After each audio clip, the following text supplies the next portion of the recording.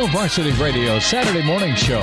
Strap yourselves in. Here are your hosts, Chris Schmidt. Y'all don't even know he was a virgin until he's 28, and now, roll tide. And Mark Kraynak. Time has come for someone to put his foot down. And that foot is me. Welcome to it. Weekend editions here. It's Hail Varsity, powered by Cornhead Lager. Chris Schmidt, Mark Kraynak, Elijah Herbel. You are in the stream. Many of you beat us to work in the stream. It's all right. But we have a legitimate reason. We're about, eight minutes delayed. It is day one of umpiring, Elijah. Yeah. And you are a class act with umpiring. You have roommates. This is me driving and throwing under the bus. And you had your gear all set aside, and then you had to chase your gear down this morning. Yeah, and that's but let's lay it out. It is still on me. I should have had my gear laid out and prepared before my first game of the season. That is a big no-no for me, but hey, my shirts are clean, my pants are clean, ironed, kinda, not really. But yeah, no, some of my gear apparently this offseason went missing, so we're gonna have to roll with the punches on the first day of the season. We'll just hope that there's no foul tips that decide to hit my legs. As long as you got to talk to those catchers. Yeah. You got to talk to those catchers. You don't want to play favorites, but you got to pull those guys aside and just be like, listen, bud, I'm going to need a little extra effort out of you today. So Elijah may feel like much of Nebraska felt Wednesday. Pain. Oh. I was going to say, I still got my cup, so it's not going to feel like a real kick in the nuts. I'm good there. Yeah. Kraynak, hashtag fire Trev. Yeah, that's where I went with this morning. You have a lot of creative additions to the last name, but this is good. We have basketball to hit on because it was the Fred Hoiberg / Kisei Tominaga show / Bryce Williams show last night. You have big CBS with Iron Eagle and Old Raftery doing the game today, primetime stage, same stage that the women got for their final just a weekend ago against Iowa, where 4.5 million tuned in for it. So this is awesome. Yeah, you've got a love-hate relationship with this week because it's supposed to be March. You're on the doorstep of spring football. And then this happens with Trev taking off. You've got Dennis LeBlanc, universally loved and respected by many players when it comes to his interim role, and the search is on. So a ton to unpack. Our dear friend Brandon Vogel from Counter Read will be with us here probably in about 5 minutes. Gary Sharp, the Iron Horse, will join us. Let us get into our roll call, our starting five this morning. NASCAR Eric, he checks in first. We love you, NASCAR Eric. Thank you. And you grandpa in at second. Drunk Monk says, morning, y'all. KP300 in at third. Tim in at fourth. Eric Olson says, what's up? In at five. And I can hear this in Judge Smales' voice from Walter in Philadelphia. Well, we're waiting. We're waiting. Walter, thank you much. Trapped in SEC country. That may be uttered down in College Station here when he has to do his first gig-em. He, being Trev, trapped in SEC country is in at 6. So more of you will join the stream. Always subscribe. Hail Varsity YouTube channel. Like and subscribe. Hail Varsity. Twitter at HVarsity Radio. Herdizzle checks in. Kevin says, what's up? And then rule the day and Rick also. We'll get to more of your comments and your shout-outs in just a bit, but where do you want to start? You want to start with the good news, which was Fred and company last night. You want to start with what the hell on Wednesday, the perceived game of chicken with some things that Trev wanted to get done that didn't get cooperated on, and him just taken off. I think our dear friend Mitch Sherman put it perfectly, and that clip is up on the Hail Varsity Radio Twitter feed, fellas, where there's two things that can be true. Yeah. You can be Trev and take your ball and go, and that's gruesome, and that is turning your back, and that's not what you preached from a leadership and rolling your sleeves up standpoint. The other side of it is there's a lot of BS he's had to deal with, and who knows what the I'm up to here with it level is for Trev with what he wanted to get accomplished. I think that the last point I'll make before y'all walk in is I think Trev always had bigger dreams, right? And his dream is to be the college football czar, overseeing an SEC and Big Ten merger, or be a conference commissioner, or something on a national level. Okay. And I think this will help the resume. Listen to Rick. Rick in the stream says, forget Trev, let's talk Huskers. We feel you, Rick. We'll get there. Yep. We will stop talking him at some point, but it is pretty new. God, the news cycle goes fast, doesn't it? I mean, it was like Wednesday. You're talking about the head guy. You're totally right. And Mitch is totally right that two things can be true, right? Here's the other thing, too. We all love, I think especially in Nebraska, we love a good story. And God, do we hang on to it, right? Like Frost coming home. Everybody's like, yes, it's the perfect story. Like, he rides in like a white knight and perfect. We got our guy forever and it's going to be great. Let's do a comic book. Let's buy the comic book. Trev, same thing. Comes back, preaches all these things. Everybody's holding on to it. Everybody's so excited about it. Look, the innocence died a little bit. We just need to understand that it's business, right? He can preach all he wants, but it's business. It is absolutely business. He looked at it's hard to admit, I guess, and it's hard to understand, but he looks at Nebraska as a means to an end. He probably has this whole time. When he was in Cedar Falls, Iowa, getting recruited, did he come to Nebraska out of unity of purpose and love of the institution and what? Who's getting me to the NFL? Right? So he rolls up here. Hey, he gives his all. He does enough. He plays hard enough to get his name on the damn stadium. Let's not forget that too. That's another reason why this, I think, stings so much. How many people's names are on the stadium? Like 8? I don't know. Kraynak, it's one of your own that says you're not good enough. Basically. So he rolls up. And let's also look at his history of how he has left places or weird crap he has done at his jobs. We shouldn't be terribly surprised. All right. When he was with the Colts as a player, go look up some of the comments Jim Harbaugh made about him. Jim Harbaugh was super frustrated with the guy because he thought he was milking his injury a little too much. Didn't think he was putting in as much effort as everybody else, called him out. Go look it up. It's hilarious. Harbaugh calling him the F out as a Colt. Then he's with the studio host for college football on ESPN. Doesn't show up to work. You know that whole situation, don't you, where they wanted to be treated as high profile as College Game Day.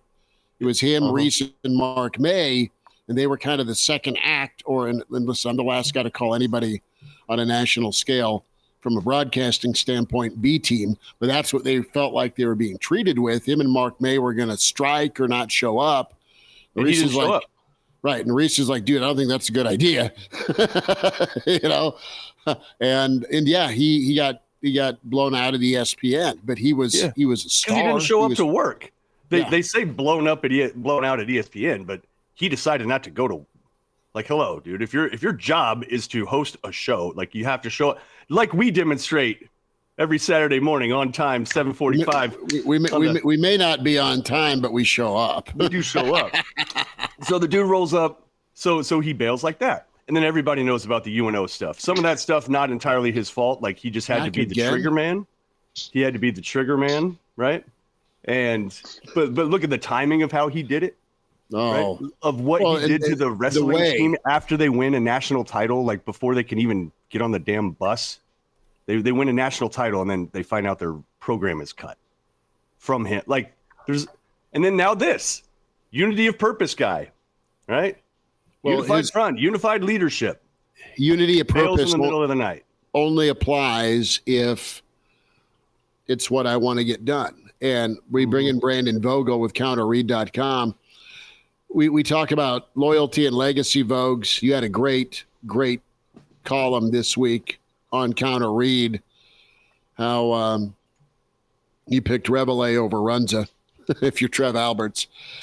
And I look at this reality. You've got to have big egos and big dreams. And there's a reckoning part of, how are you going to be remembered? And Trev, in one column, is the dude who flipped and fixed, right? He brought accountability back. Baseball's thriving, wrestling's thriving, softball, Raiola, Rule. I mean, football looks extremely up compared to what it was under Frost, at least the feel and direction. He was the stern parent with Scott, and he gave Scott a chance to get it fixed, and he landed Rule, which, is great. But with Trev, I mean, his predecessors in that AD chair all accomplished something pretty major. If you want to go down in the Mount Rushmore of ADs, Devaney and Osborne are well documented, right? And then you even have Bill Moose, and I loved the Moose as far as having a beer with the guy, but the Moose at least got that football facility off the ground. Trev got it across the goal line, but Trev needed his own stamp. What did you do while you're here? Well, I fixed football. That should be enough. Might not be. And when it comes to being the college football czar, you need to be considered about everything on that potential resume, and that's the South Stadium project. And I think he got told no by the wrong people. And I think there's a ton of infighting here when we get into politics and regents and political figures, and that's as much to do with this as anything. Is his stadium project is something he believes is vital to be a part of the next who's who of college football, as well as winning on the field. And that got shut down because of its price tag. Well, my question is that stadium expansion vital for the future of Nebraska, or is that stadium expansion vital for the legacy of Trev Alberts at Nebraska? I think he thinks it's vital for football. I think it's very vital for his legacy, if that makes sense. And Vogue's a lot to unpack. We'll get to basketball too, but we're down to Saturday morning, Big Cat. And as you look back at the Trev era, still a lot of arrows. I mean, the memes on social media are still hilarious. They hurt Nebraska fans too, but they're funny. Yeah, I mean, it's interesting, the legacy discussion, because I mean, I think the resume at Nebraska, I don't want to do that, try and diminish it, but like you kind of notice the most noticeable thing, right? And it's going to be Matt Rule, like whether or not he succeeds at Nebraska, whether or not he stays, which TBD if Wednesday's news impacts that. I mean, I think a lot of people are rightly nervous about that, and we don't know. Matt Rule, other than Fred Hoiberg getting asked about it last night after win over Indiana, like Matt Rule's going to have to come out and talk about this on Monday, and he's going to be one of the first people from the university to actually talk about it, potentially over multiple questions. So that's kind of what it comes down to. And when this is all like percolating on Wednesday and then became final, the thought that I've been shaking is, I haven't had much time to read A&M reaction to this hire. But I'm kind of curious, because when you put the resume together in Nebraska, we were all very aware of what Alberts did at Omaha, and it was controversial. But like, if the situation were reversed, like, what do you guys know about the inner workings at Texas A&M Corpus Christi? You know, it's almost like that part of the resume is like, it's like, I don't know. They said it was good. So I guess, he ended up getting a Nebraska job from it. So good enough. But then you look at the Nebraska resume and you've got hired Rule. Basketball is going well. But for that person who's like, okay, who's our new AD, which all Nebraska fans will be at some point, you got to kind of get into the weeds a little bit and look at that stadium plan, which is, very much a murky proposition at this point, I would think. Yeah, Brandon Vogel is with us on the Hail Varsity Weekend Edition. Does part of you feel like it's also like there's a lot of people, even within the university, jumping to conclusions? The problem is that there's a big power vacuum. So when it comes to the stadium, whether it's in or whether it's out, there's nobody in charge driving anything, right? It's just you need an answer. You probably have to have that. Yeah, you probably have to have that. But regardless, Brandon, where's your stance on, I guess, the timing of how Trev left? Like, is there good timing? Could there have been better timing? I've heard a lot of talk about that. I think it's the act more than the timing, no matter what. Just curious about where you stand on that. Yeah, I mean, there's probably no good time for it. The obviously unique thing about Nebraska's current situation is any time after a permanent president was installed would probably be better. I mean, that's the real extra kick in the shin here. Is you mentioned the power vacuum. It's like, okay, well, you probably need an AD ASAP. But do you want, a committee plus an interim president being the people that are making that call? Or, I mean, we look at this all the time with coaches, and I don't think it applies necessarily right away to A&M with Alberts and now Elko, and it probably doesn't apply to the next Nebraska AD and Rule right away. But you get 3 years down the road and you have a season that's they went 5-7 kind of out of nowhere. It's like, well, what's the first thing everybody's going to say? Like, well, this AD didn't hire that coach. I mean, isn't it the same a little bit in terms of AD and university leadership above that? So in terms of the timing, it would have been nice if Nebraska was a little bit more settled. In terms of the act itself, though, I think you're right. Like, with the unique circumstances of this, with Trev being an alum, with recent comments, like it was just always going to be going to feel like a little bit of a betrayal, which I know is words that people have used to describe this, and that's completely understandable. All right, quick question here, Brandon, too. There's been some comments in the stream this morning and a lot of talk about it too, with the lawsuit that was filed by Ashley Scoggins, and she was the Nebraska women's, for people that don't know, Nebraska women's basketball player who had an intimate relationship with a Nebraska women's basketball coach that was about 25 years older than her.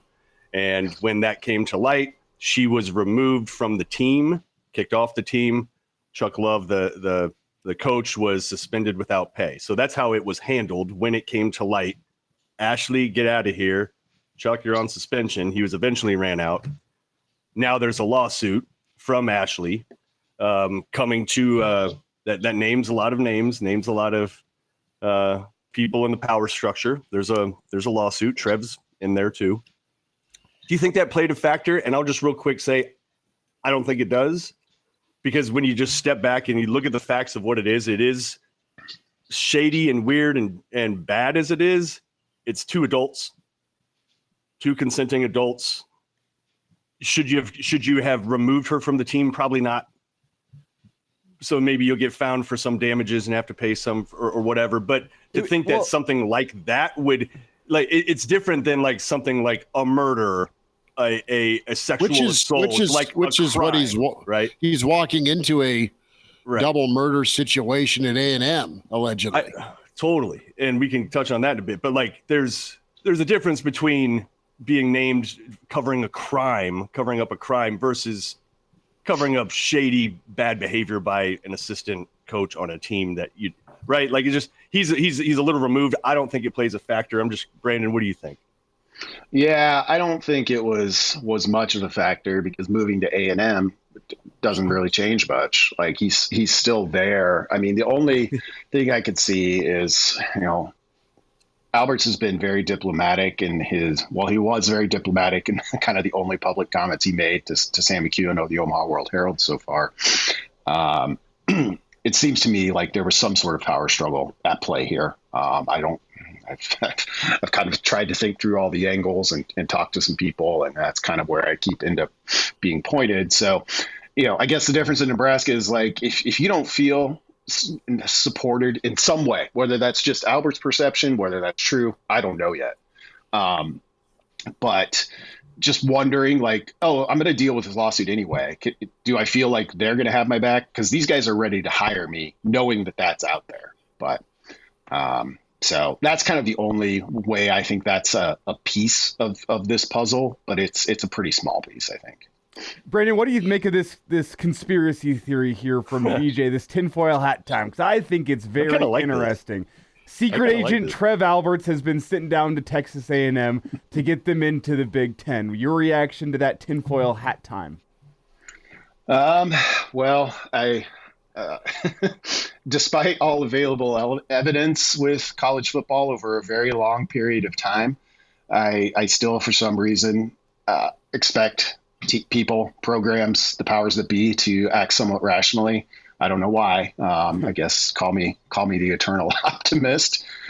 If you're Texas A&M, a very proud university who for a handful of years got to say, haha, Texas, we're in the SEC and you're not. And then Texas, joins the SEC. Could you go to the Big Ten if you're Texas A&M and not just live with constantly ducking your biggest rival? And of course you can. Like the money's right, whatever. I mean, I guess you could spin that if you're an Aggie fan of, oh, it's another screw you to the Longhorns, but I just have a hard time seeing it, to be honest. So though it would be fun if that unfolds 8 years from now, we'll return to that comment and be like, that really was it. Isn't that amazing? Well, I look at the fact Texas is coming into your backyard again in the SEC, and you're on AD number 5. You're on coach number what? So, I mean, what's the revolving door bin? Sumlin, right? Who was after Sumlin, and then you go get Jimbo, and now you're on to Elko.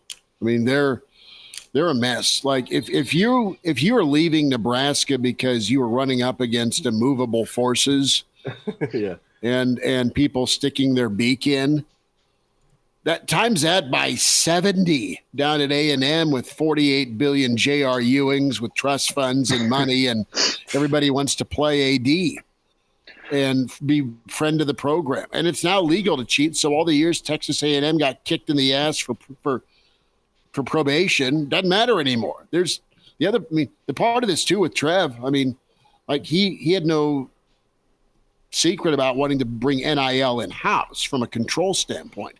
He has a boatload of NIL options to make his athletic department pretty much unbeatable with who they want to get. Although old school guys like Trev have a hard time swallowing NIL right now. I know they do, but you either evolve or die. So no, I like this Big Ten A&M theory, because you're going to need to get to 26 teams if you're the Big Ten.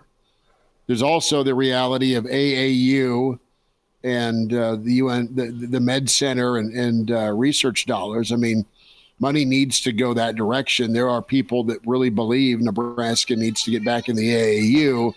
So the rest of the Big Ten will talk to them at these parties, right? Think of this academic world where, oh, that's Nebraska. They're not in the AAU, right? That's true. So you need to be like the rest of your member institutions, or they may kick you out.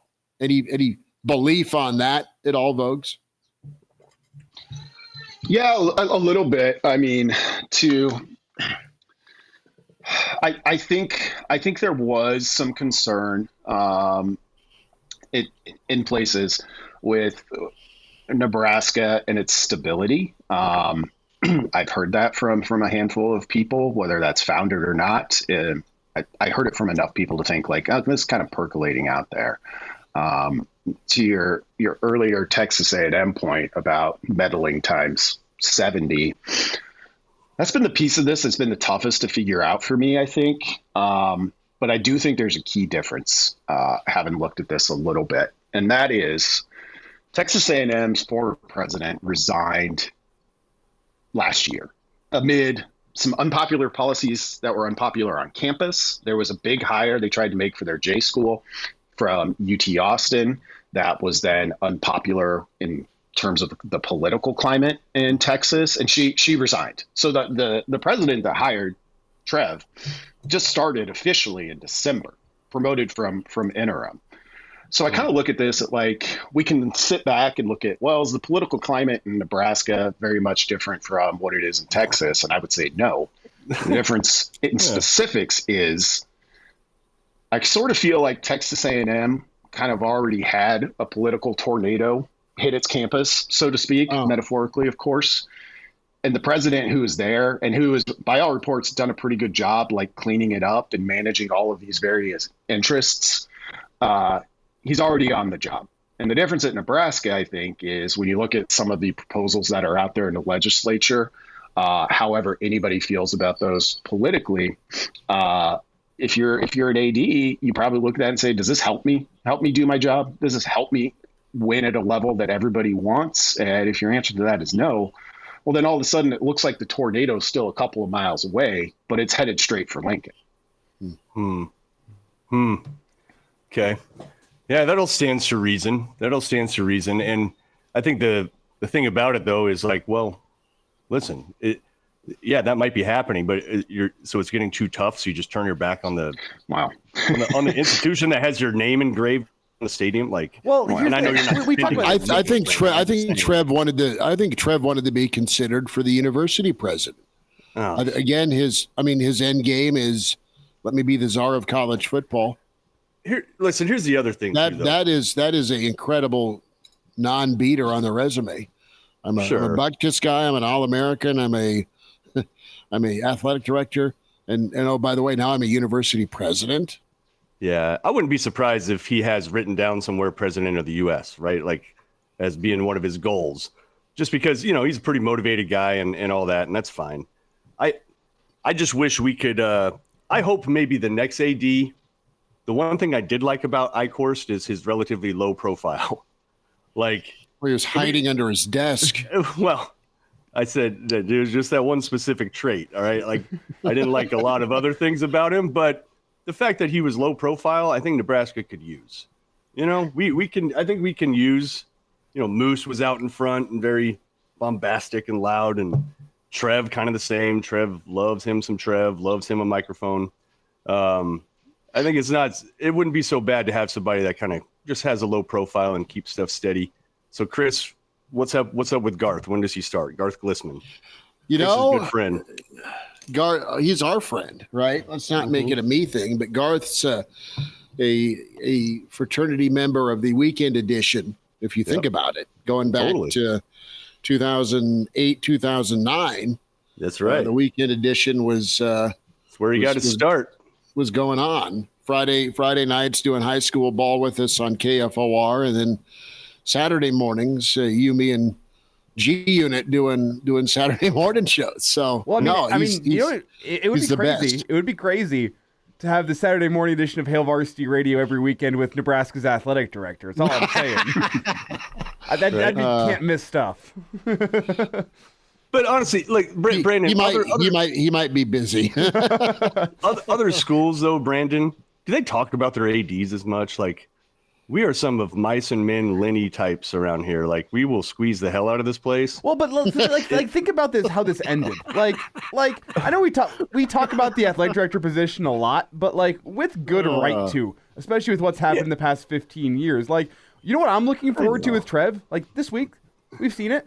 I can't wait to see how Trev pisses off everybody at Texas A&M and goes middle fingers on his way out the door. That's been his game plan every stop he's had so far. While he was here, I think we tried to tell ourselves, like, oh, no, Nebraska's different to Trev. It's not going to happen here. I think Texas A&M's probably in that same spot right now, but at some point down the road, Trev Alberts is going to make everybody down there at Texas A&M angry. He's going to go middle fingers on his way out the door, and he's going to move up to a bigger and better job. That's the Trev Alberts playbook. So, like at some point, Texas A&M is going to have shows just like this where they're like, man, how did we not see this one coming? Like, this has been the news cycle of the week. I don't think Nebraska is unique for talking about this situation with Trev Alberts. It's a bombshell. Well, he is going to be able to swim in a room full of money, right? That's not his motive, but that'll be his result if things get sour down there. But, I mean, what I need the selection committee to do as we go to basketball, Vogues, is give me A&M Nebraska round 1 in Omaha. It's possible. I know it's very possible.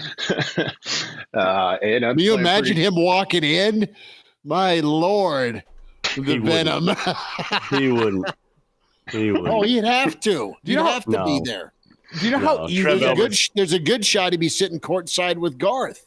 I mean, Garth's been at courtside with the SEC tournament, but give me A&M, give me Nebraska, give me round 1, give me Omaha. Should that happen, I just got to say, real easy chant. It fits really well. You can hit the classic Trev's trade, or it works well. Yeah. It works really well. It's catchy. I think it can pick up throughout the stadium easily. I'm not suggesting anything here. Maybe I am. If you're going to that game, should that happen, it's a great chant. Yeah, we'll see what happens tonight with Nebraska basketball. Probably better win that Big Ten tournament if you want to get the gift of an Omaha, Omaha spot. But that doesn't mean Omaha would be the perfect setting. But that doesn't mean we can't see him play someplace else. I wish the selection committee was more along those lines of like, oh, let's really turn the knob to 11. These go to 11 with these selections that we make if we want to. So let's just get it done. Bogues, your thoughts on last night's Thank showcase? God, yes. Let's get to basketball. Yeah. Only 32 minutes in, but how about, I was just sitting over at some buddies last night, and they're excited. They're talking themselves into Nebraska should be a 6 seed. They're feeling it, and good. I'm happy for them. They've loved Nebraska basketball a long time. Nebraska played out of their mind. They did two better than what they've typically done to Indiana this year. They annihilated them, and they were hot, but their performance has been consistent against Indiana from 3-point land. Jamarcus Lawrence and Bryce Williams had consistent performances, right? The guard play was really good against that matchup. And now you get payback against Illinois, but Nebraska showcase where you 30 burger somebody, and now you're on national CBS today. Are you getting set up for the heartbreak at some point, or are you just riding this wave saying, man, they are hot, they are locked in, they look different. They look different. They look at a level that we haven't seen probably since that 3 seed team in 91. Complete. Yeah, they do. When they're playing well, they look pretty darn complete. And the thing that impressed me last night, which was less so the case, I think, in those first 2 Indiana games, even though Nebraska ended up pulling away in those 2. They obviously shot lights out, particularly in the first half. Which if this team gets hot, they can really put a barrage on some teams. But the difference was after those first 8-10 minutes, which are always going to be teams kind of feeling each other out. I thought they defended Indiana really well. You had that 17-0 run to close the half, and you have a bunch of splashy threes, so it's easy to focus on the 17. The bigger deal to me was the 0. And that's been the thing. Like, we know Nebraska can get hot, and whether you shoot well, whether you don't, the thing that carries you through those games where maybe you don't is how well are you going to defend. And that's been the piece that fluctuates a little bit more with this team. So we'll see.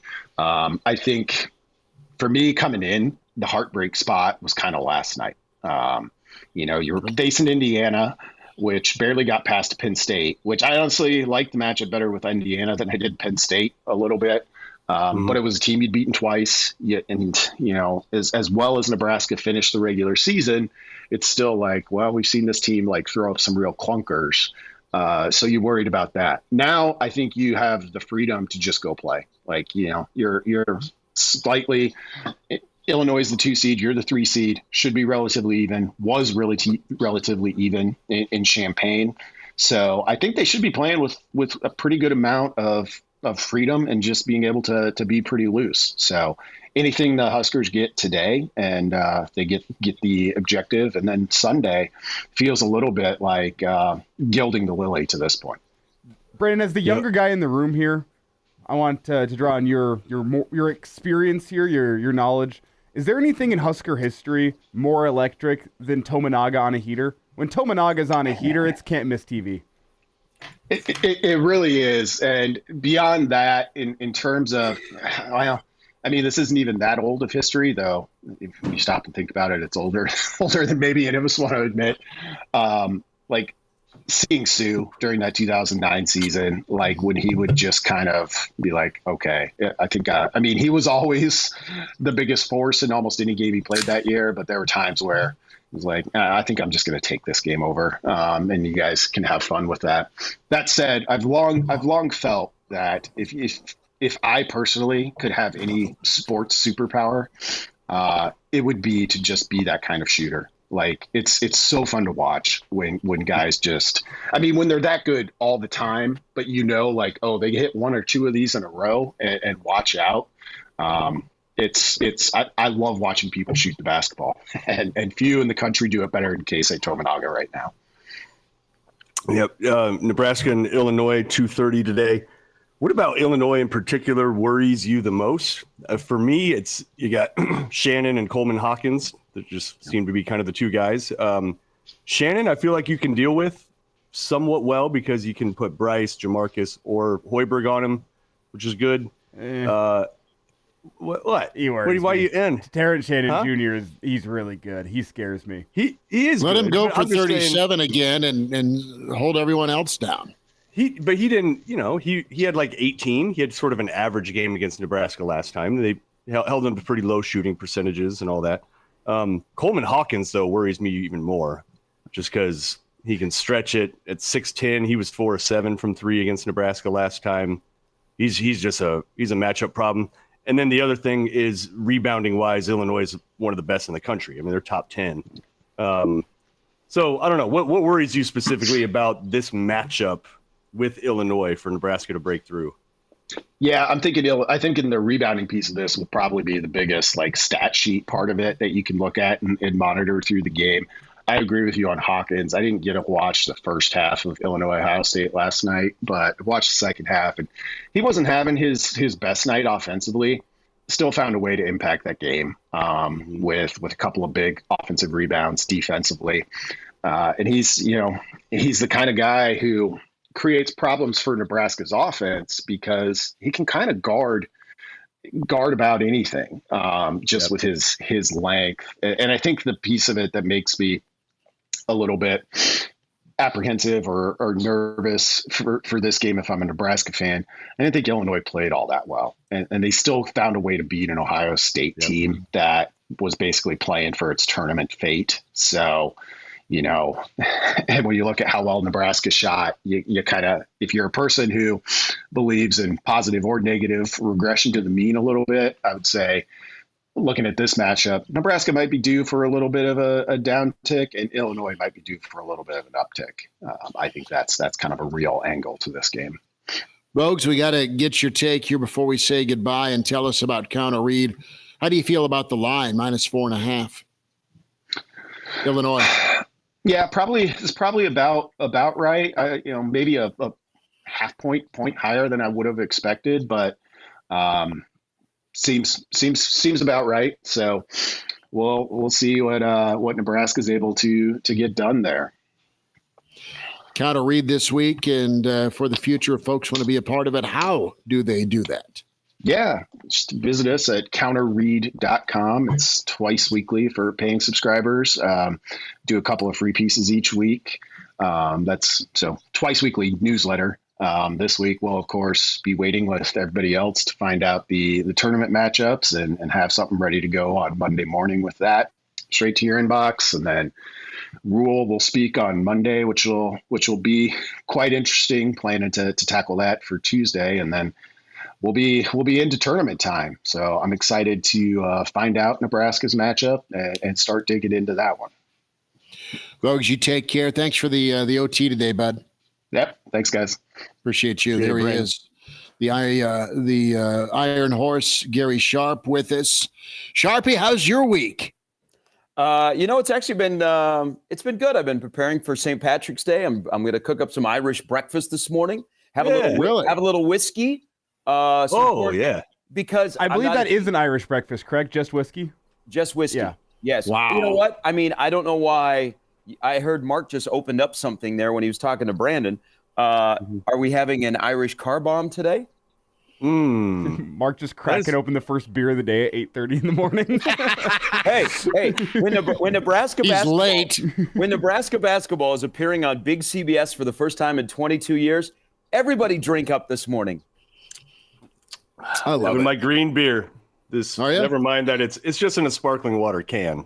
Kraynak, you gave me a lot of advice when we went to Ireland for the Nebraska Northwestern game, and I will remember that trip forever. I loved it. Yeah. The game was another thing, and then we get into the Mary Cobbler, a pub that started in 1875, and there's some guy playing Don McLean over the door, acoustic, and all these lassies, as they're called, are just singing away, and it was a scene. It was incredible. But you look me in the eye and say, Schmidt, don't go up to the bartender and ask them for an Irish car bomb. That pisses them off. Well, isn't it also created a little bit differently over there?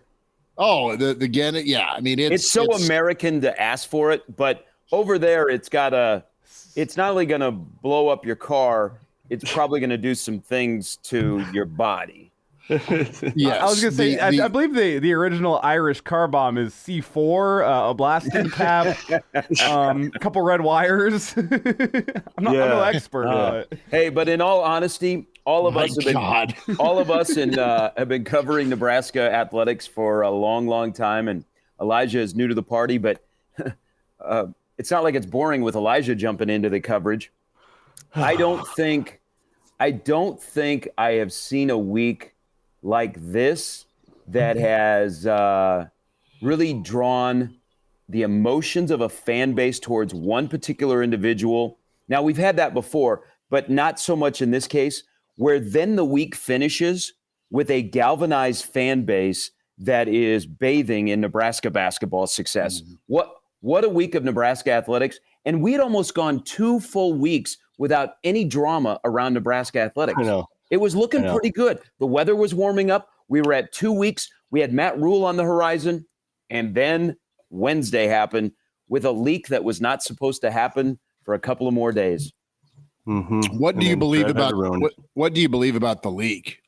Well, I think the leak was on Texas A&M's part to force Trev's hand. Yep. Oh, yeah. Bleep or get off the pot, right? Yep. And I don't think he anticipated it happening for a couple of more days, because what I have been told is that he would have been given a couple of days to think about it. Not 10 hours. Why do you think, Gary? Why do you think he ultimately left? Well, let me first say that you guys know my relationship with Trev. We're friends first. I'm disappointed. I'm really, really disappointed, because there's a lot of things that Trev stands for that he did not live up to and live out in this whole way this was handled. I get it. We've all worked in dysfunctional places. And there are some times where you just can't be your best. And so you have to make a decision. and everybody's at fault here. Trev is at fault.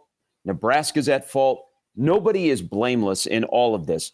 But I keep going back to a guy who has a hell of a legacy here, is in a trophy case, has an iconic Nebraska football picture that everybody knows, that it was so bad and so dysfunctional that he had to go and do this. I mean, that's a bad look on him. That's a bad look on Nebraska. It just is a continuing cycle. But it's a culmination of things, guys. You've talked about it for the last 3 days. It is the slow presidential search. Ted Carter leaving is a big deal because with Ted Carter there, Trev has a lot more power. Trev is very much a power and control guy.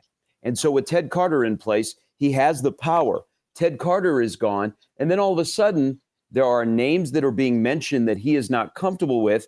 He's got a name for president that he has worked with when he was the athletic director at UNO that there is no way that the Board of Regents are going to vote in. And so that gets him off kilter.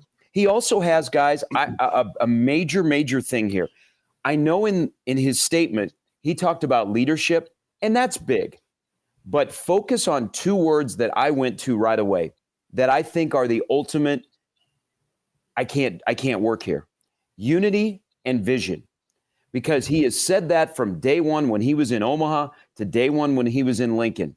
And the unity and the vision is strictly about the stadium project. So Trev is very ambitious. We all know that. Trev, in this case, bit off too much that he could chew. And it was a clunky rollout with the Board of Regents where I think Trev thought, and remember, this was on the heels of finishing up the fundraising for the football facility that some people were already upset about because you were trying to raise money during COVID and you were trying to raise money. And this was a Bill Moose thing who started it. Trev had to come in and clean it up. You were raising money while the university was cutting positions. And already people are like, whoa, what's going on here? And then you come in and you're like, you know what? My wheelhouse is projects. So you walk into the door and you have a 2-year buildup. Almost immediately when you walk in the door, you're like, we got to do something with Memorial Stadium. So internally you get ideas, you do the survey, and then you sit down and you plan it out. And the rollout was not received really well by the Board of Regents. They said, hey, we want some money on hand before we start putting shovels in dirt. And Trev was like, whoa, this is Memorial Stadium. Why aren't you more on board? But then internally, there was not a lot of support and there was some pushback about why are we downgrading seats? Why are we getting less seating capacity? What are we going to do with these people in South Stadium? And so it was not everybody on board in the largest project ever in the history of the University of Nebraska athletics. You throw that into the pot and it all added up that we had Wednesday, which was a bad day that again, you got to move on. I don't want people can be mad. They can be angry. They can be confused. They can, direct their anger wherever. I just noticed yesterday was a day where Nebraska athletics was back on the playing field and people were more energized than they've ever been. They want Nebraska to win the Big Ten tournament so they get to the 7th seed. They want Texas A&M to win the SEC so they get to the 10th seed. And you have 7 versus 10 playing in Omaha. That's all we want. Is that so hard? Great explanation great insight into maybe what was driving Trev's decision. Hearing all that opinion wise, and you mentioned you being disappointed, it's still hard to come to the conclusion of, so you might as well just leave now. It's just like, dude, stuff can settle, stuff can change. A president is going to be named. Regents are going to come and go. Like, of course it's going to be messy. It's high profile. It's a huge stadium. It's it's not going to be just clean and easy to do something like this. It's just like to come to the conclusion that you have to leave. You just get drained and you get sick of fighting. Yeah, you do, Schmidt and Mark and Elijah, but man, you don't walk out. You don't. Come on, man. You don't take a job where they have as much dysfunction as Nebraska, but it's more on the booster side. Yeah. I mean, it's not like you're going to a place that is hunky-dory and you're like, hey, man, look at everybody else that's come before me. They've had great times here. Now, Texas A&M probably is in a better spot, but it's just, man, when you get to the fourth quarter and you're playing football at Nebraska and you hold 4 fingers in the air, you stay on the field and you fight in that fourth quarter. You don't run off into the locker room. That's what I don't get. That's what I don't get, because everything that happened this week and leading up to this week with his flirtation with Texas A&M is really kind of counter to what Trev has been talking about and his coaches have been fighting for the last 2.5 years. If he has a bigger picture, and you know this, one of the reasons he got the contract and the extension was there was interest from the college football committee. If he is looking at, in the next phase of college football, I want to be involved at the upper level, and Texas A&M gets me there more than Nebraska does, then let's be honest about it. Okay, let's talk about that. But the timing is awful. But thank God there are adults that are still in the athletic department at Nebraska, and especially the football coach, that you're going to be able to navigate these waters. And I'm telling you, Nebraska is still a good job. There are bureaucrats, there are politicians everywhere. Nebraska's athletic director job is still a very good job, and they will get good candidates. I just wonder who is the person making the decision on those candidates, because we're already having a struggle with who's making the decision on the next person to run the university. And until we get alignment back, we might be in this cycle again. And I thought we had it when we had Ronnie Green, Ted Carter, Trev Alberts, and then they got their coach. Yeah, you had it, but you couldn't keep it. And really fast, you had alignment, but you couldn't keep it. Before we get to the future, which we're going to get to here in just a second, I want to get to a comment from John. We haven't hit this angle yet this morning. He says it's not that it happened, it's the how. The native son leaving via email, no statement, apparently no phone call to Matt Rule based on what we're hearing.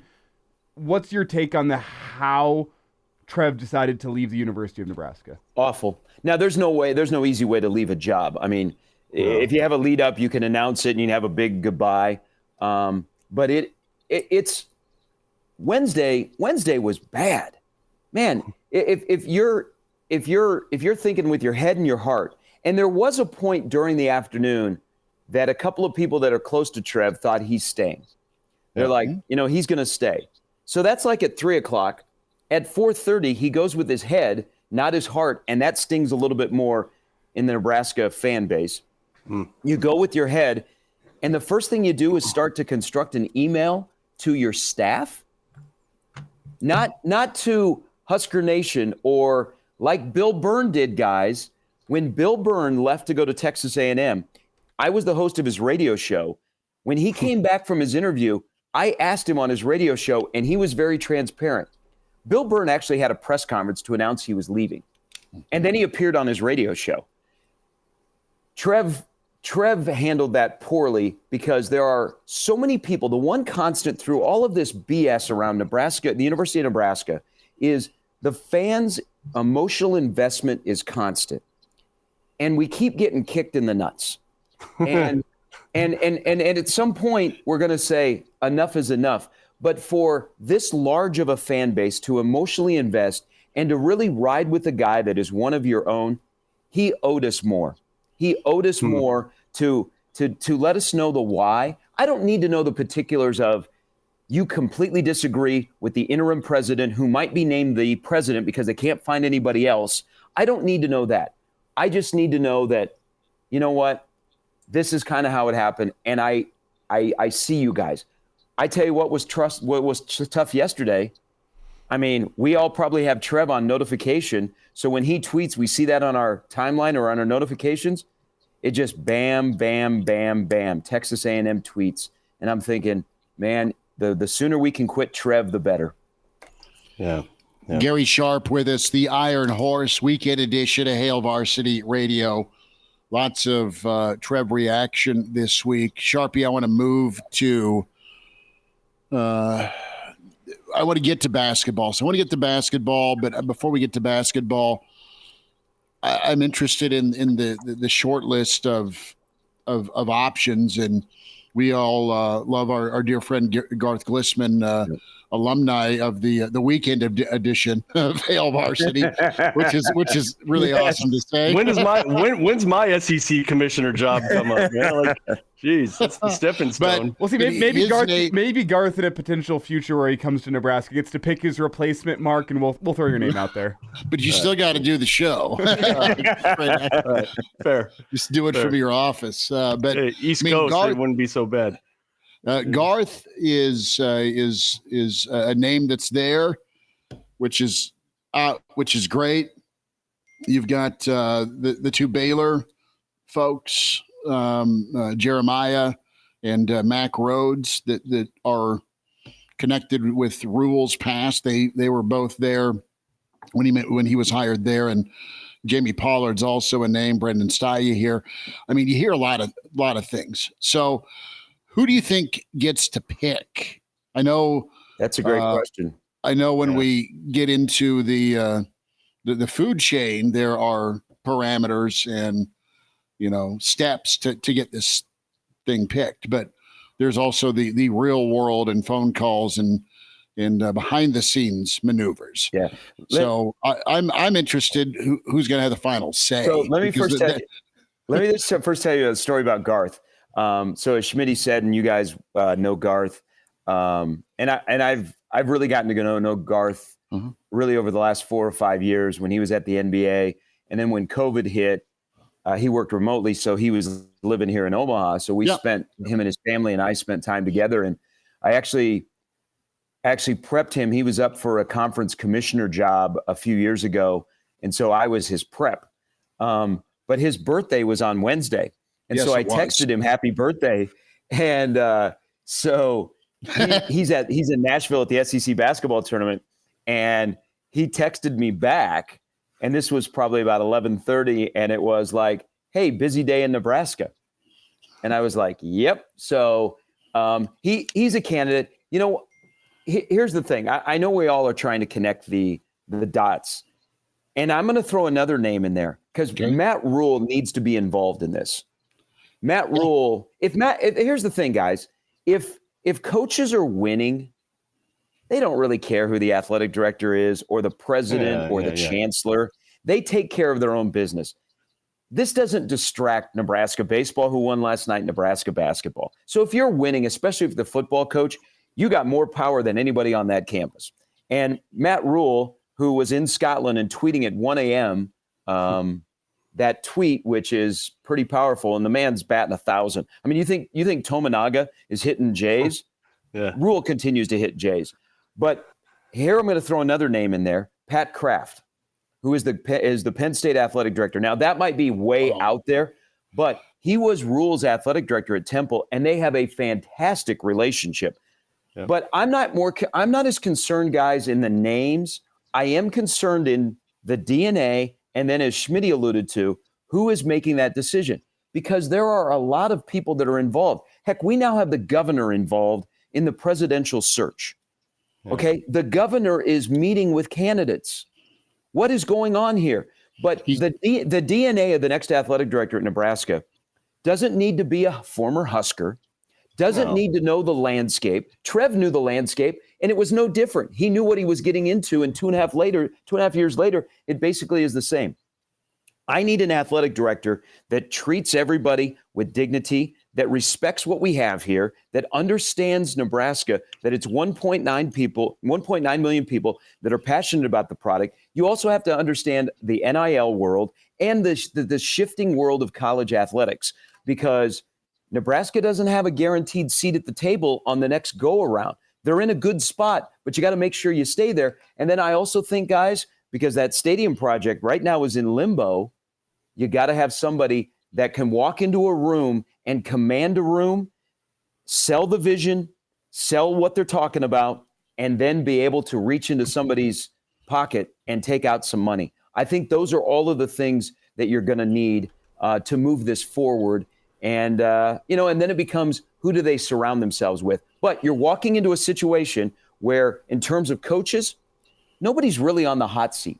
So you don't have to worry about that, of making a change, or football is staring you in the face of what you have to do with that, like Trev did when he arrived with Scott. Well, one more thing the athletic director needs to have, maybe not a requirement, but it'd be a big plus, and Schmidt, I'll let you jump in here. I think the next AD has to have a personal vendetta against Texas A&M. Fool me once, shame on you. Fool me twice, shame on me, you know? You can't shame me again. No maroon allowed in the building. But no, hey, let me just add something quick. Yeah. So we were having a little fun about if Nebraska gets to Omaha as a 7 seed. The the Texas A&M baseball team has a really good chance of being in Omaha in June. They're 17-0 right now. They might have lost last night to Florida, but they're off to a great start. Yeah, it's going to go well. No, I just when it comes to the next AD, I think part of this 1-2 punch from Wednesday is one of your own, Balin. The other part is the worry about football about to get flipped because there's so much belief in Matt Rule, how he does things. You want him here for the long haul, right? And his influence, more so Ted Carter's, been gone. But the other guy who gets credit for the hire is now gone, right? So it's a different landscape for Rule. That's the domino and fear, too, that has made Husker Nation irate. You're worried about losing a Rule. And listen, he's going into year 2. But say he goes 10-2 next year, 9-3, or he's a playoff contender. I mean, people are going to keep coming after him. And he's super talented. He's high level. I mean, Nebraska's not had a coach like him for a while, and I know there's more for him to do on the field, but just the culture build. So that's the worry. That's the other second part of this. So to me, the next AD's got to be able to keep him here. He's going to want to be here, I think, but to keep him here for a long enough standpoint to be, okay, you're back in the good graces of people that are decision makers in the world of college football as the world changes. I think that's a good point, Schmidt, because I think another part of the anger, first of all, the anger built up on Wednesday because it festered. Okay, at 9 a.m., the tweet comes out and it goes throughout the day and you get angrier and angrier, or you're like, okay, he's going to stay, and then he's not going to stay. But the momentum that was built up, for the first time in a while, Nebraska had some stability. They had maturity and stability in the athletic department. And it wasn't just the guy that was running the athletic department. It was the football coach. And there was actual momentum where this has been a good year. You know, men's sports at Nebraska have not been good consistently for a while. This has been a good year, even with football going 5-7. But you finally had some momentum, and all of a sudden you're going to disrupt it. If Trev leaves, but the job is pretty much finished, I think we're okay. But it's like running a marathon where a quarter into the marathon, you're like, you know what? Instead of running in Boston, I think I'm going to go run in that Chicago marathon. But back to Rule, guys. And you're right, Schmitty. He is courted. There are people that now are kind of saying in the last couple of days that even with a 5-7 record, there were some schools that reached out to his agent. They didn't go any further. Coach has got a plan here. And after Wednesday, nothing surprises us. And we talk about loyalty. I just think in his case, he has found a place which has blown him away. What the possibilities are here for what he can do are unlimited, and they're unlike any other place that he's ever been in his coaching life. And so he sees the big picture on what they can be. And I mean, never say never, but I think he's ready for this journey at the University of Nebraska. I also think that he will keep a close eye on what happens next, but I also think it is very wise to use his knowledge to help you select the next future leaders of the University of Nebraska. And if you do that, I think that goes a long way in helping Matt Rule navigate what he needs to do while you take care of that, and Rule will take care of football. And if he gets football to where it pops, you don't have to worry about this, guys. This isn't a discussion. Can we go ahead, Kraynak? Knock this off? Okay. No, you knock it off too. Best of three. I don't like that motion. For folks that can't see, we're not even going to describe it. You know exactly what motion it was. Yeah. So it's motion of married men.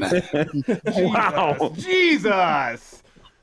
I was trying to rock it off, right? I was trying to Jesus rock, paper, Christ. Scissors, just turn it into a whole thing.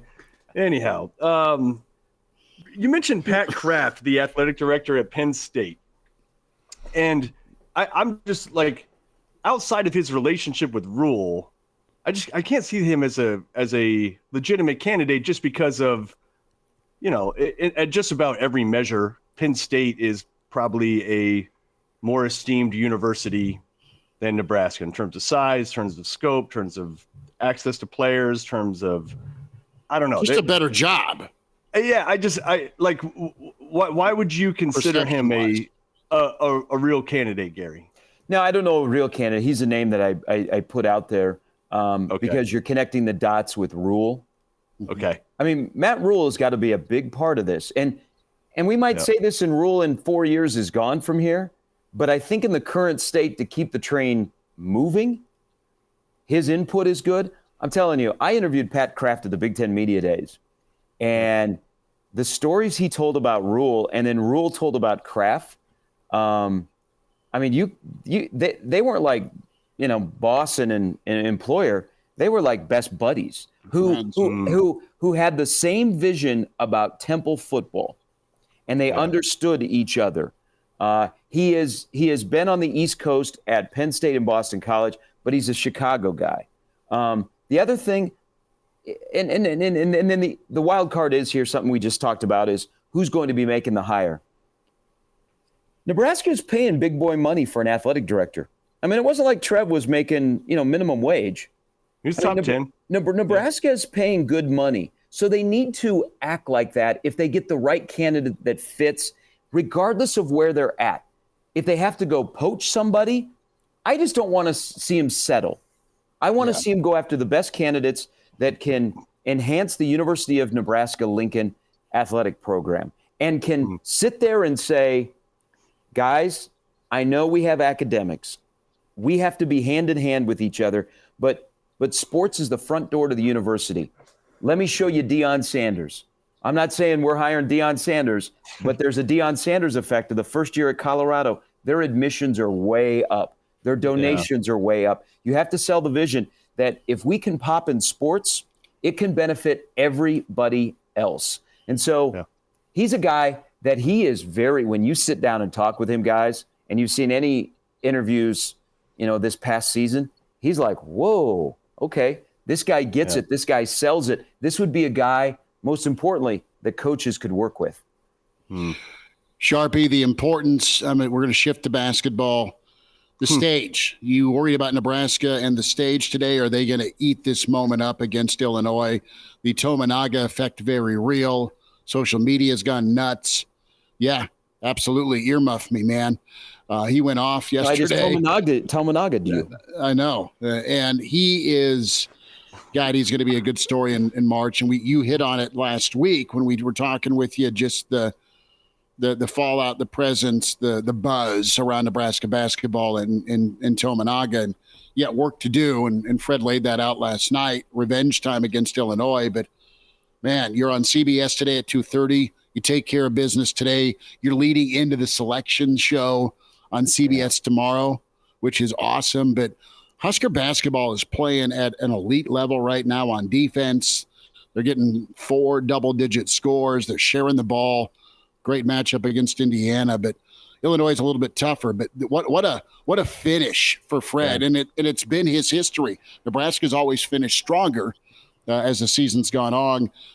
This year, it's finally popped, and Nebraska could be a major story heading into the NCAA tournament. Yeah, guys, have we gone from Nebraska's a good story of wow, what a season, to going, wow, what if Nebraska is a pretty good basketball team? They're a dangerous team. I mean, in a good way.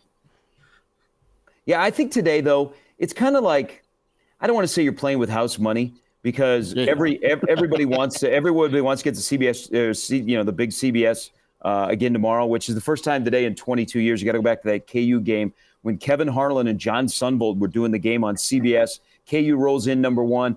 Unfortunately, beat Nebraska 88-87 when Collier was the head coach at the Devaney Center. But, you're almost kind of playing loose a little bit because you kind of have. Like, Nebraska really hasn't played tight all season long. They're confident. They played loose. They don't have one guy that has to carry them every single day.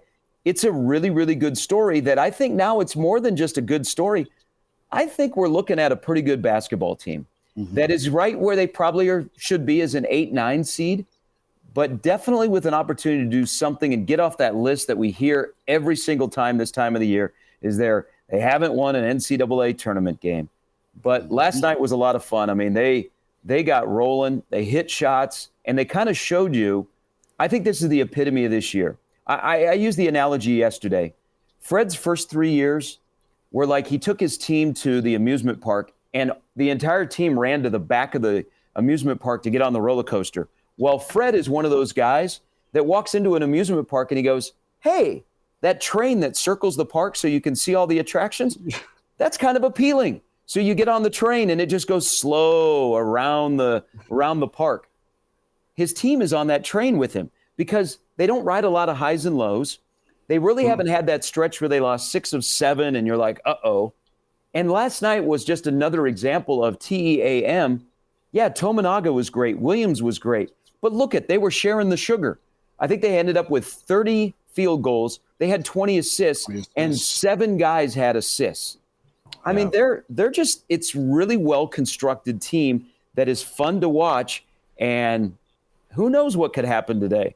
You know, I think they can. I think they can get up and down the floor with Illinois, and they've shown in Champaign that they're not afraid to stand up to the physicality of Illinois. Now, can they stand up to Brad Underwood screaming at them for 40 minutes? Yeah, old Nick Nolte Jr. likes to lose it, doesn't he? My God, Can Nebraska get 2 coaches ejected in as many days?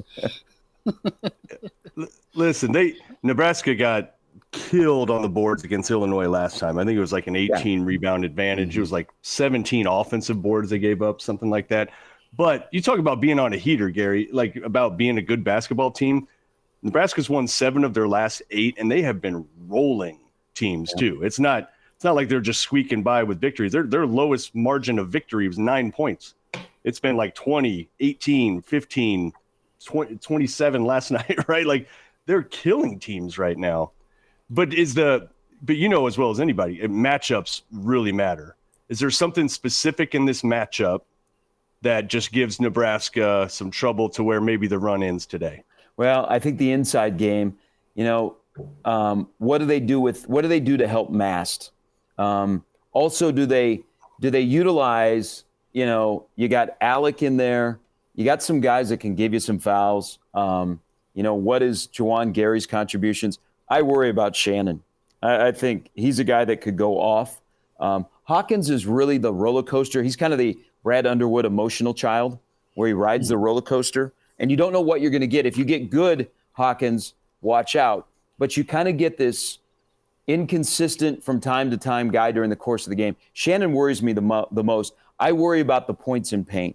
Is Illinois just going to just hammer Nebraska with the points in the paint? But if Nebraska is able to shoot the 3 ball again and create shots off the catch, if they're able to catch it easy, the one thing I've noticed about Illinois in games where they've been really good is they don't allow you to catch the ball easy. So you know that Tominaga is going to have a shadow the entire game. And against Illinois, there was a stretch where Nebraska was setting up a lot of ghost screens and they were running a lot more ball action to get shooters open. They're going to need to be on point today with that because Illinois does a really good job of hedging, and also Illinois does a good job of beating you up, guys. Nebraska's going to have to answer back, and Tominaga is going to have to fight through a lot of things, I think, today to get his shots. But I think the line is close for a reason. I mean, I'm not surprised that it's only 4.5. How would you go about defending Shannon? Is it just you run bodies at him and you play him close the whole game? Like you just run Hoiberg, Lawrence, and then occasional Bryce, like really face guard the guy, or what do you? Well, think? I think you got to keep him in front of you, and you can't let him get downhill when he catches the ball from about 12 to 15 out. You got to make him a jump shooter, particularly from the mid range. It's easier said than done.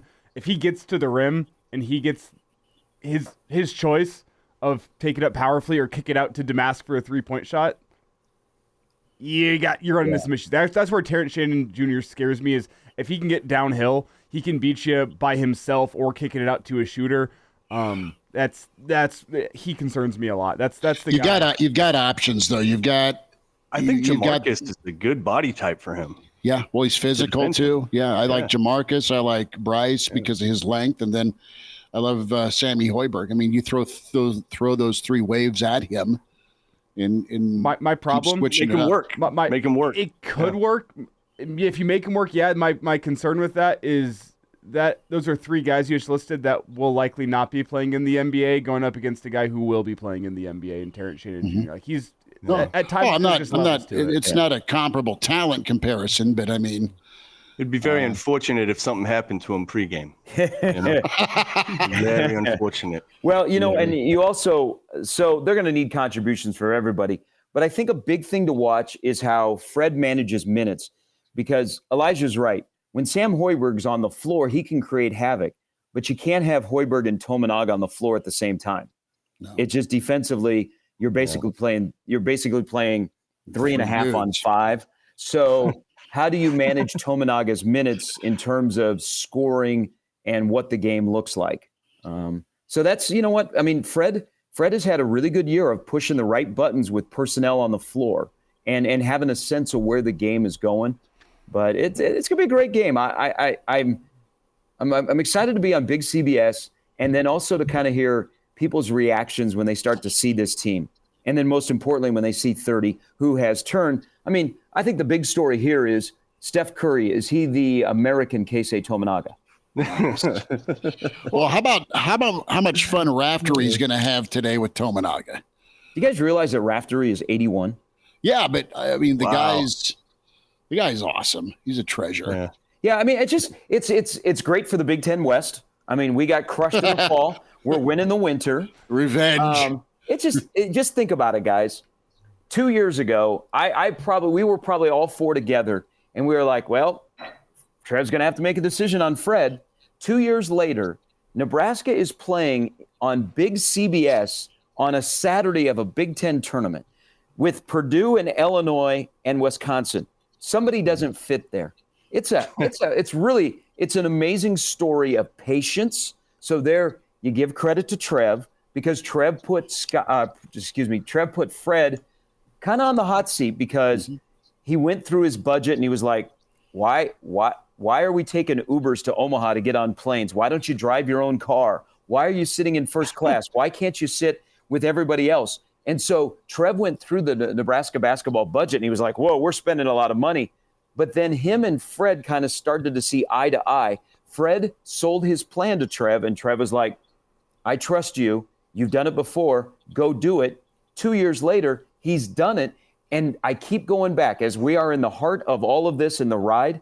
This isn't a one-off. Basically, this entire roster, as it is right now, would have the option to come back next year. So you're in a good spot with Nebraska basketball. And I do give credit to Trev for that, because he had patience, because it would have been easy to say, this isn't working. I want to go get my guy. Instead, Fred said, no, I am your guy. And 2 years later, they're playing on Saturday before Selection Sunday, and they're going to the NCAA tournament, and now they are a lock in all of the brackets. That hasn't happened in a long, long time. What did you tweet last night, Sharpie, in Japanese? Oh, so that was are you kidding me? After Tominaga in the second half, early in the second half, made a shot right in front of the Nebraska bench, where I think it was Renault was draped all over him. Yeah. And he hit a shot, and so that's what it was in Japanese. That was the one where he's like 8 feet from the line. It wasn't Renault. It was 21 for India. I can't remember who it was. He puts both hands up like this. Mbako, the body language was garbage for a lot of Indiana last night, but I'm proud, man. I didn't know you were fluent.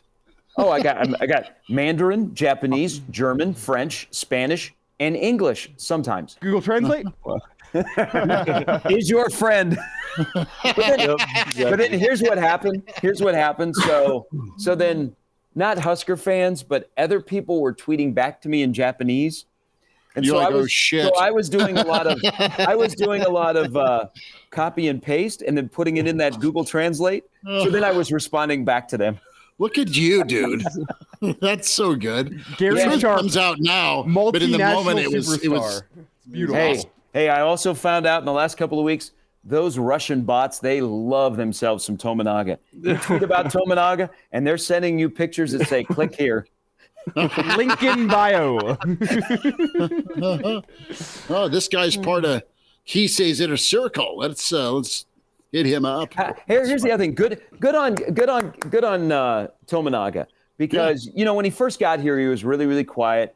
I mean, he didn't really grasp English until he got to junior college, and probably the words that were being said at his junior college in Texas were not words that he would be doing in a press conference.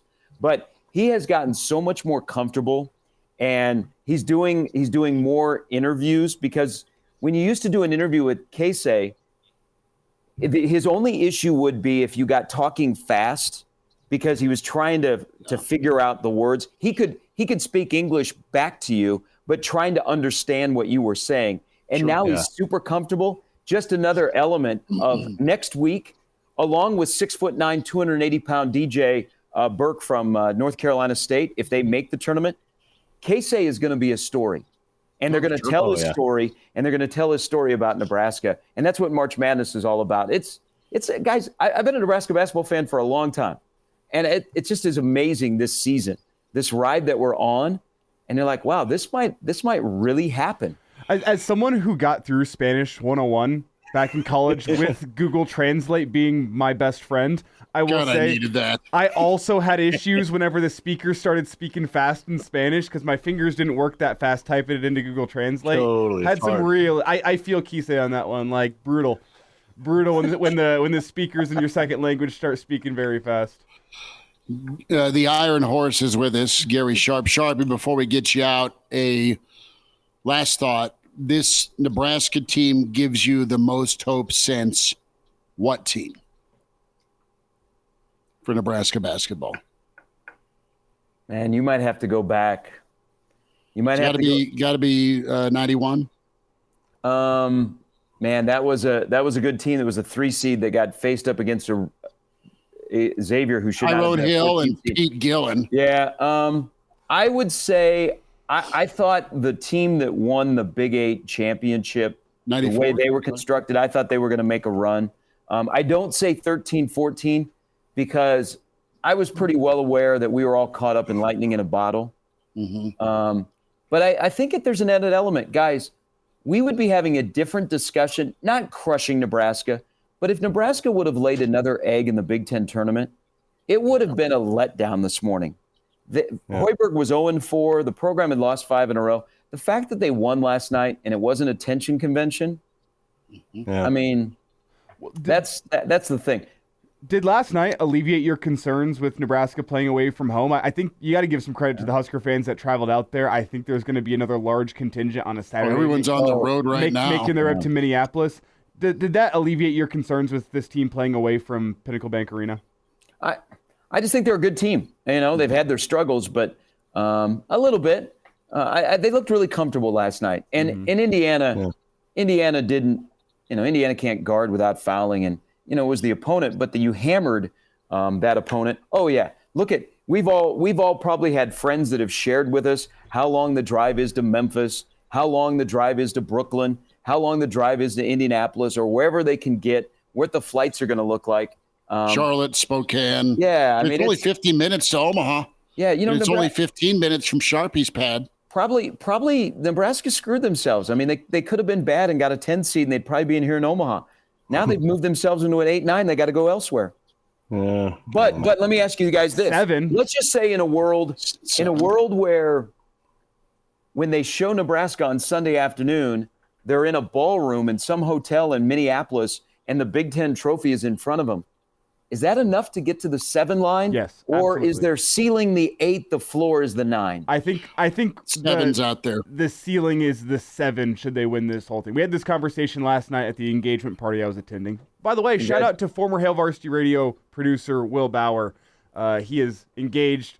Him and Kelsey. It'd be great to see them last night. Will's good stuff. Will is great. But we had this conversation. A lot of people there were thinking 6 could be the ceiling. I don't subscribe to that. I am the opinion 7 is the ceiling should you win it all.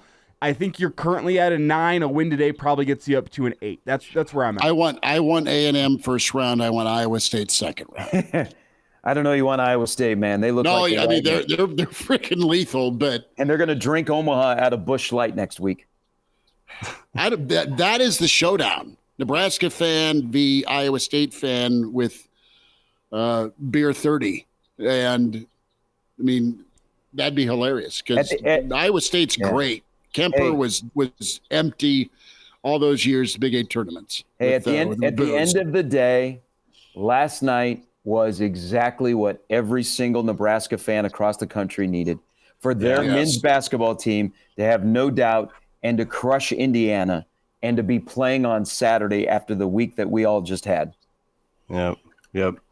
We'll see if they do it again. And by the way, do it in a fashion that's actually fun to watch, not just for Nebraska, not just by Nebraska standards, but just like that's good basketball to watch. It's entertaining. Right? The way they move the ball. Yeah, because defend. Nebraska hasn't moved the ball like that, I don't think, ever. Like even in their good years, it was kind of like an isolation offense, like there usually wasn't a lot of sharing. But man, they move it well. They're selfless. It's an impressive team to watch. There was one play in particular last night. It was right before the end of the half when Nebraska's on that run where Sam Hoiberg gets downhill and runs right into Ware so he doesn't put it up, but finds a cutting Kisei, and Kisei gets to the rim. Instead of getting it out there, kicks it to the corner, bang, three-pointer where like the defender is completely ball watching in the corner. The ball zooms right past his head, and he can't get a shot contest. That was some of the most beautiful ball movement I have seen in like my entire life watching Husker basketball. Watching that play, my jaw dropped. Yeah. Yep. Sunday's going to be a great day. Nebraska men are going in. The Nebraska women are going in. Mm-hmm. Wouldn't it be something for a school that you don't really think of basketball right away? You think of volleyball, you think of football, that their two basketball teams could be playing on Sunday back-to-back weekends in Minneapolis.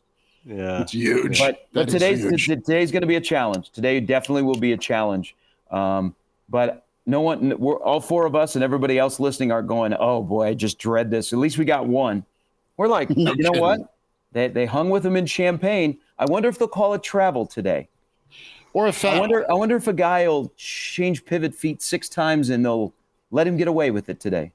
Literally, poor Rink's bleeding and there's no whistle at half court. I know. Well, we didn't even get to Drew Christo handling business last night as a Friday night starter for the baseball team, right? Somehow Nebraska threw 180 pitches in that game, though. My God. 7-6. That was. Hey, I think that's a sneaky good win. I think Nicholls State is a really good team. Yeah. Well, I mean, their recruiting is not bad, right? You can get LSU leftovers, Yeah, I think they're one of those teams in early June that will go to a regional and maybe as a 4 seed, they'll upset somebody. But that was a good win last night, and they need a good homestand here to kind of answer some questions before they go into the Big Ten. But yeah, you're right, Mark. That was a good win because with everything that went on Wednesday, they laid a clunker at Wichita State. Yeah, they did. Yeah. Hey, why all of a sudden has it gotten cloudy in your house? Well, are you cooking something? Is something burning? No, the sun's coming through, and I'm going to the light. Well, Mark got his first beer of the day in. He's on to his first bong rip of the day now. Wow. Let's tilt down. We're going to hear White Rabbit in the background, and it's going to be glorious. I was going to say some Steely Dan gets going.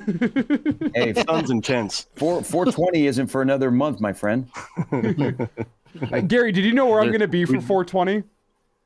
In Madison, Wisconsin, which you will be at Weed Fest. No, even better. I'm going to be at Red Rocks for a Wiz Khalifa concert. My friends bought the tickets, and I said, "Oh my God, I guess I got to go." So that's going to be That's rough. What you're going to be saying 5 minutes in. Hand me some Funyuns and do it now. Hey, can I ask you one question for all three of you guys? I know we're getting up here against it. What do you think, outside of the Trev questions on Monday when Matt Rule is back from Scotland and talks to the media, what do you think the first football question is about?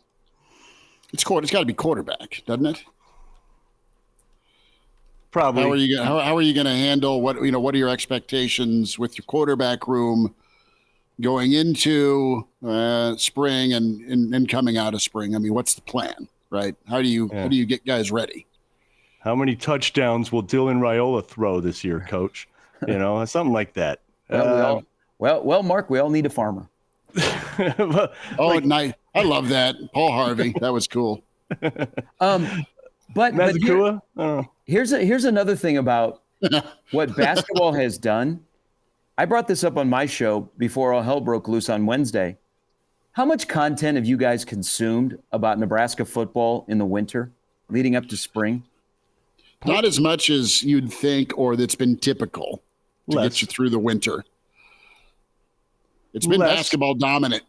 Yeah, probably a lot less, which is only nice, because right? it feels like it's stabilized a little bit, right? Yeah, I mean, also they've kind of everybody's talking basketball, and it's not like they haven't released videos and stuff. It's just kind of it's been outside of Rule doing a couple of interviews, which are very enlightening and typical Matt Rule. You really haven't okay, let's go, let's break everything down in spring football, and we're still a week away. I mean, it doesn't start till next Sunday. There's a question in the stream that this is what I thought about of, Trev departing, how it affects people. And every coach will be asked about it. Fred was asked about it last night, and Fred's an absolute pro. And he said the thing that he believes and the right thing. But I wonder if Trev said something to the Raiolas, because Dylan and Trev have developed quite a relationship through this process. And I wonder if Trev had a conversation with the future quarterback here about why he's leaving, and maybe even his dad, because not only was Rule a big reason why the Raiolas came here, but Trev has been involved in a lot of the recruiting of athletes. He developed a relationship with that family. Moonbot 7 with the answer here with Raiola. They're going to move Dylan to center. Trev leaving will cause Dylan to eat his way onto the offensive line. Oh God, we've all been there.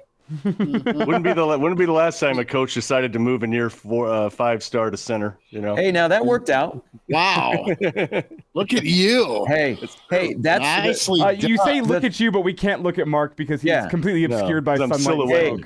Hey, in a state that only produces tight ends, that turned out to be a wise move. Cam Jurgens was good at Beatrice, but moving him inside worked out really, really well. I think as he gets ready to start his first year as the starting center with the Eagles, I think he's going to say, okay, thank you. He just doesn't say thank you to the guy that moved him there. Yeah, no, I hear you.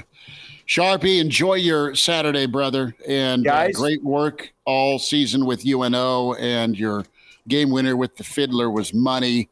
And we got a fun spring ahead of us. Is Frankie Fiddler playing for Nebraska next fall, Gary? Wow, Elijah. Wow. It's not how he wants to end it. He's going to take his keeper and throw it across. Hey, how about this, though? The portal for basketball opens up on Monday. Ooh. Yeah. Who does Nebraska get? If you're a shooter out there and you see what Casey's been able to do in this offense, you might be looking at Nebraska. That's exactly why I asked the Fiddler question. Yeah. Hey, you guys, Elijah, you weren't involved in this, but Mark and Schmidt can relate. I remember what it was like in the 90s when Nebraska basketball would be playing at Kemper Arena on the Saturday of the Big 8 the Big 8 tournament. Mm-hmm.